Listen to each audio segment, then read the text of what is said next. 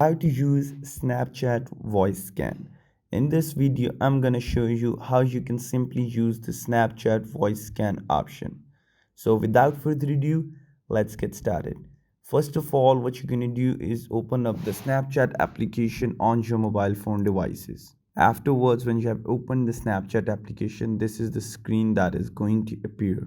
Afterwards, what you're gonna do is you're gonna go and you're gonna tap somewhere on the screen. So once you do that, the filters are going to appear down. So you have to go and tap that explore option that is at the top or bottom corner of your screen. Once you do that, a new screen is going to appear in which you're going to go and tap on the microphone option that is just at the right corner of your screen in the top. Once you tap on it, you're going to speak. So I speak beautiful filters for the background filters.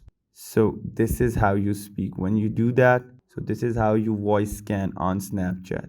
So I hope this video was informative for you guys. Don't forget to like, comment, share and subscribe. Till next time, peace.